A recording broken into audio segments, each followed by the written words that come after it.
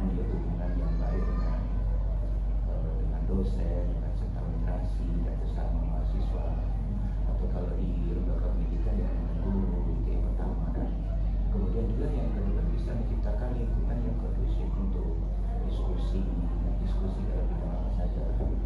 Kemudian yang ketiga menjaga pemulihan akademik, meningkatkan kemampuan berbicara dan membangun reputasi baik di lingkungan akademik. Itu saya kira etika komunikasi itu penting, karena tanpa punya etika komunikasi ya kita tidak akan bisa apalagi seorang pimpinan ya, kalau dia nggak punya etika komunikasi ya nggak bisa. Itu yang menurut saya tidak bisa berjalan. Iya, tidak bisa berjalan. Itu sangat penting sekali. Pak, terima kasih jawabannya. Selanjutnya akan soal yang kedua. Itu menurut Bapak, apakah kejujuran dalam berkomunikasi itu penting? Iya, sangat penting. Karena tanpa ada kejujuran saya tidak akan percaya. Karena mengapa ya? Prinsip utama dalam etika komunikasi adalah kejujuran. Dalam berkomunikasi kita memberikan banyak makna pada orang itu jujur ya, seperti membangun percakapan. Ya, tanpa ada kejujuran tidak ada percaya orang. Iya. Kemudian menghindari miskomunikasi, ya, salah paham salah satunya, memperkuat integritas, membangun solusi yang baik, membangun hubungan yang sehat, membangun pertumbuhan pribadi yang bagus, membangun lingkungan kerja yang produktif. Itu semuanya kalau ada kejujuran. Tanpa ada kejujuran saya tidak akan bisa. Iya, maka saya katakan kejujuran dalam berkomunikasi sangat penting, karena di situ termasuk yang pusat daripada orang akan menghadapi itu. Saya kira itu jawaban saya. Jadi kan Bapak sebagai kepala sekolah nih, Iya. apakah ada terjadi konflik komunikasi terhadap tenaga pendidik itu? Ya jelas ada itu ya. Setiap dalam turun lembaga apa saja pun ada. Cara mengatasinya? Nah tentu ini ada beberapa hal yang diingatkan dalam komunikasi dan sekaligus cara mengatasinya ya. Tentu yang pertama adalah komunikasi ke arah kalau jadi kalau kita terjadi konflik jangan mengatakan dia terus semakin memperuncing. Iya. Jadi kita harus face to face gitu. Tatap muka. Tatap muka. Kemudian kalau kepala sekolah harus memberikan contoh yang baik pada guru, pada dosen, kalau jadi pimpinan.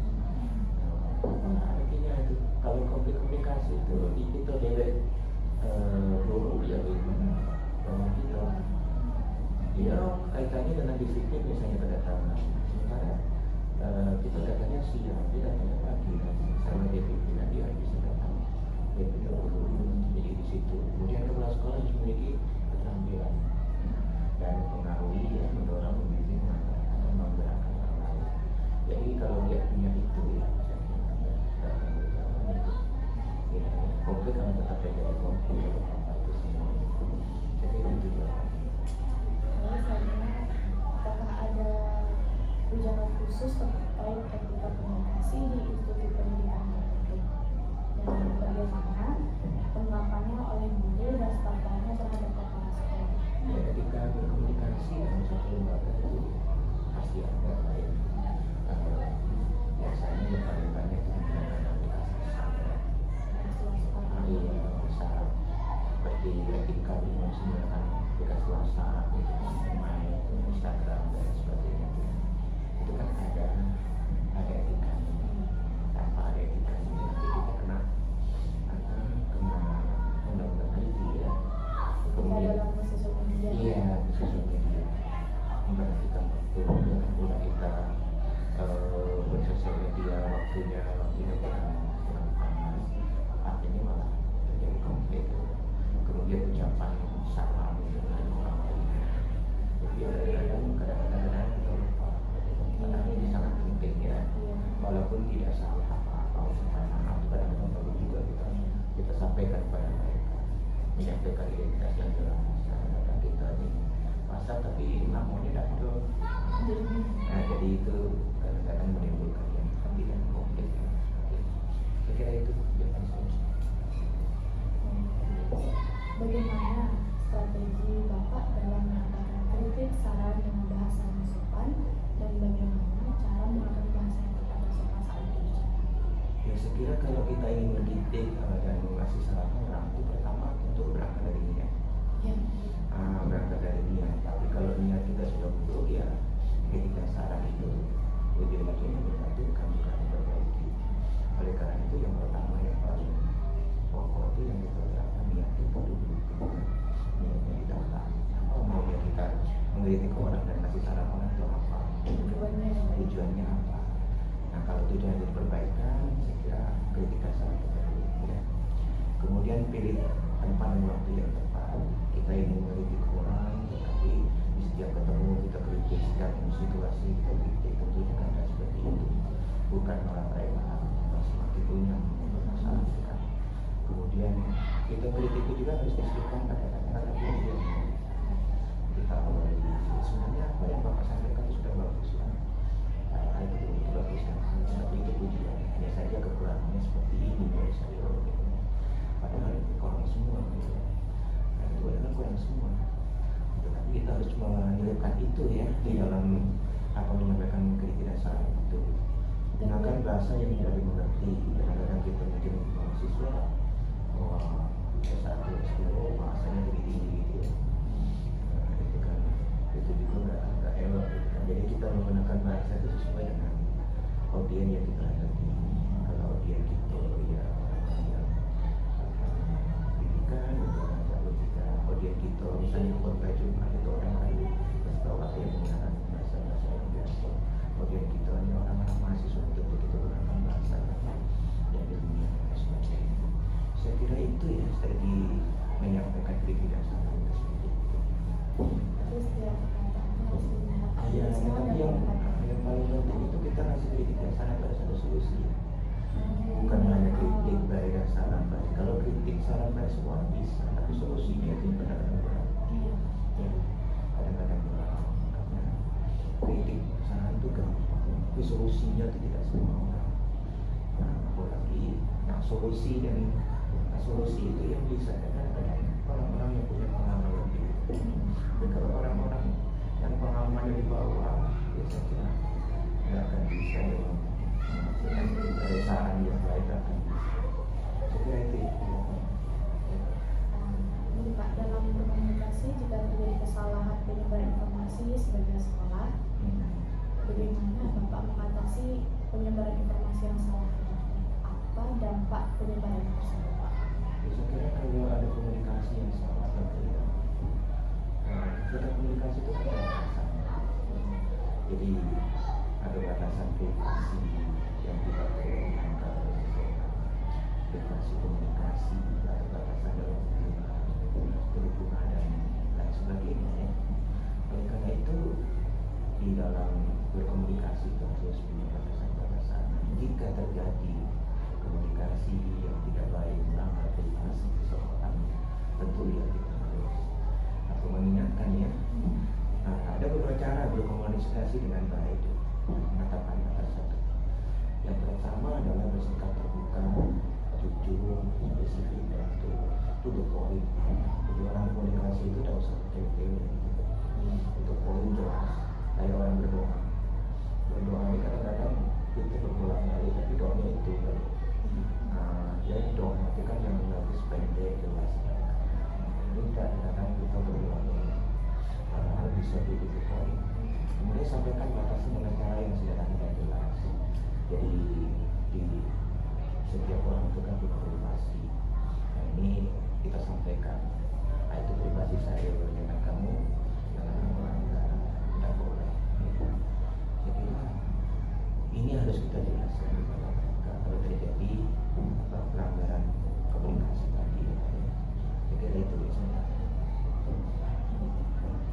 Apakah berkomunikasi memiliki batasan, Pak? Ya saya kira komunikasi hakikatnya tidak ada batasan ya. Tetapi yang sebagai orang timur ya itu harus kita batasi. Contoh begini,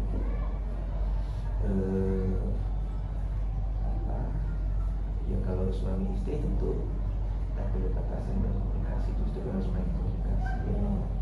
Tetapi komunikasi yang perlu dibatasi itu adalah komunikasi yang menimbulkan satu permasalahan. kita berkomunikasi justru bukan suatu masalah itu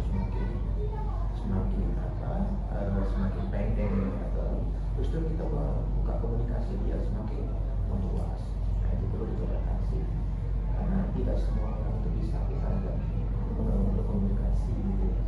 Hanya orang-orang yang sejalan dan ada pemahaman, tapi meskipun kadang tidak perlu kita batasi, tetapi ada kalanya komunikasi itu perlu dibatasi.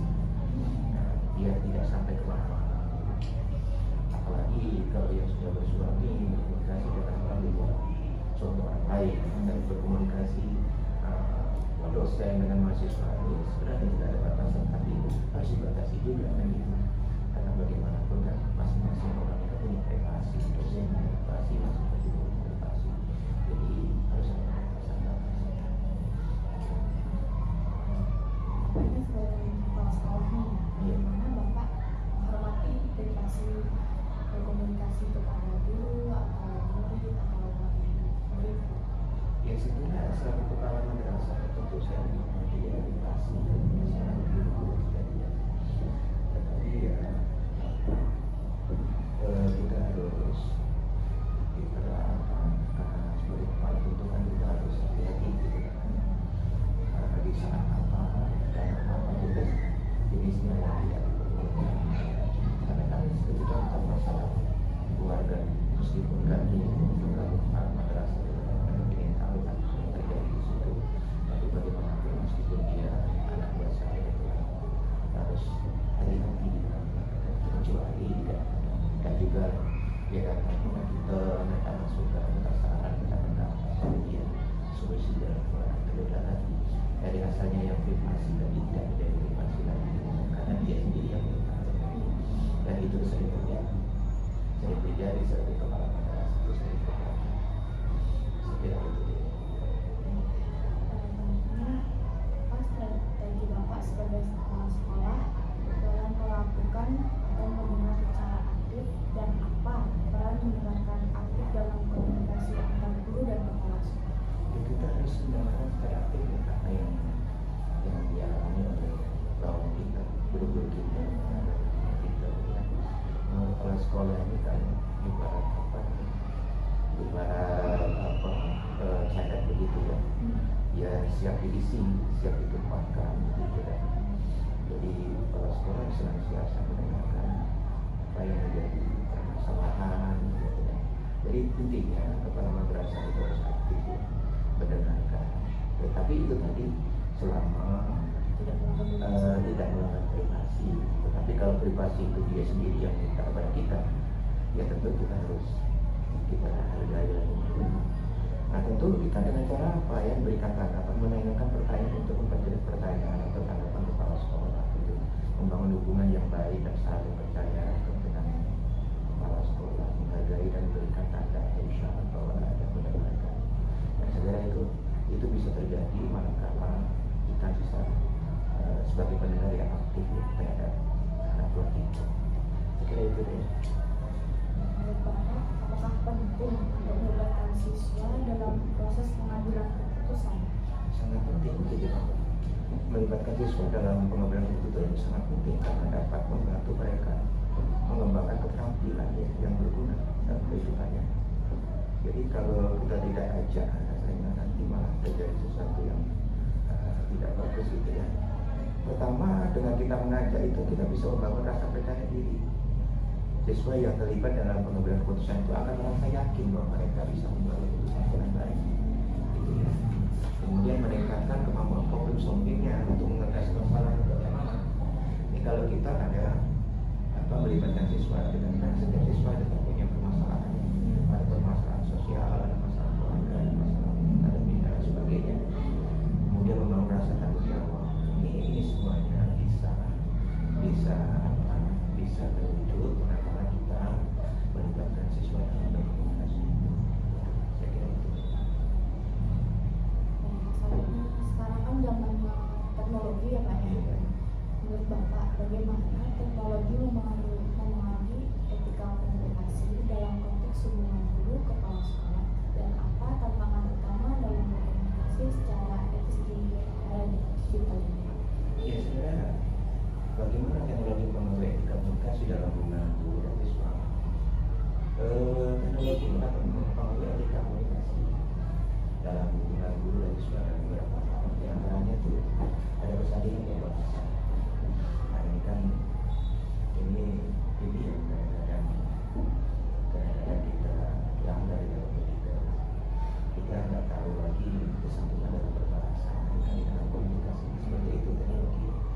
coba kita lihat anak-anak kita, guru-guru kita,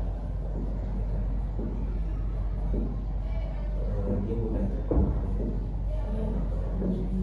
Jadi yang pertama nih pengaruh pergaulan bebas itu juga tidak termasuk ada literasi digital ke kadang-kadang juga itu membantu itu bisa membantu siswa menghadapi perkembangan teknologi secara bijak menggunakan penggunaan smartphone dan teknologi. Saya kira itu